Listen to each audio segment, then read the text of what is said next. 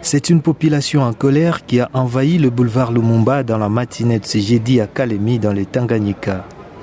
Elle voulait manifester son ras-le-bol face à une série de décisions de l'autorité provinciale, lesquelles décisions sont jugées unilatérales par celle-ci et ne respectant pas la procédure. Pour ce jeudi, c'est contre la démolition des maisons à Kainda que la population s'est plaint.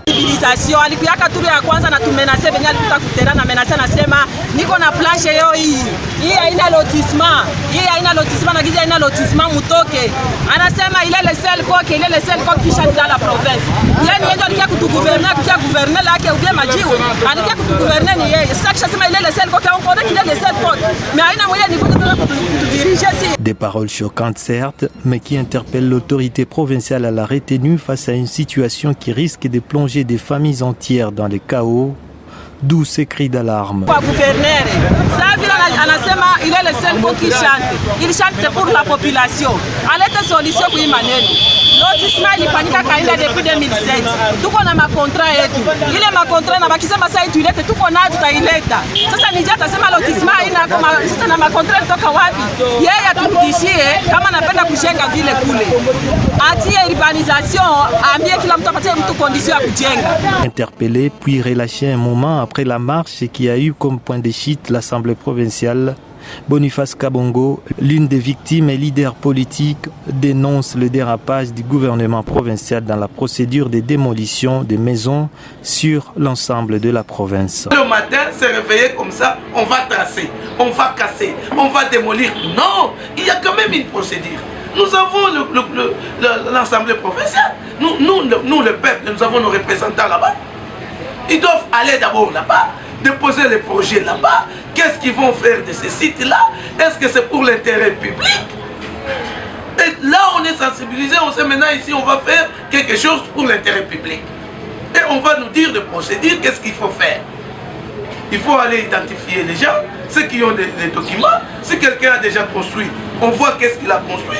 On lui donne quelque part là où il va encore aller construire. Et on lui paye, on lui dédommage pour qu'il aille encore construire ailleurs.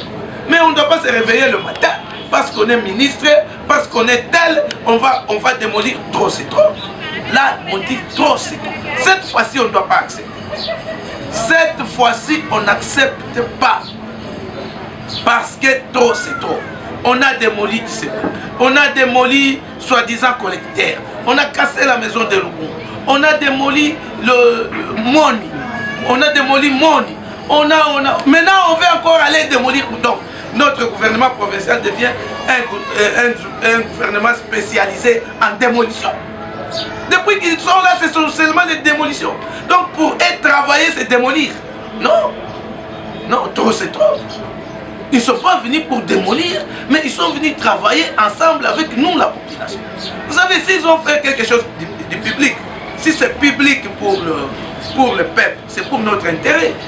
C'est un projet qui doit soumettre à nous, les consommateurs de ce projet. C'est nous les consommateurs du projet. Ils ne travaillent pas pour leur bien. Ce n'est pas pour eux, ils travaillent pour nous.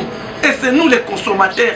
Ils doivent d'abord nous soumettre ce projet à travers nos représentants, les députés provinciaux.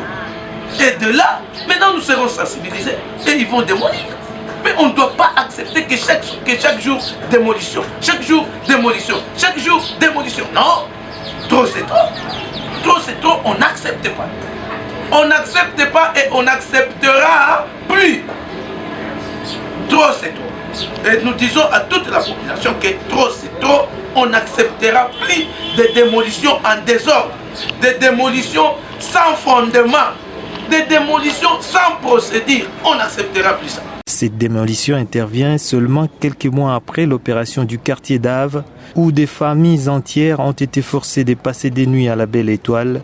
Mais ce qui étonne est qu'aucune initiative de grande envergure n'a été prise pour construire. Et construire sans terminer, c'est détruire, dit-on.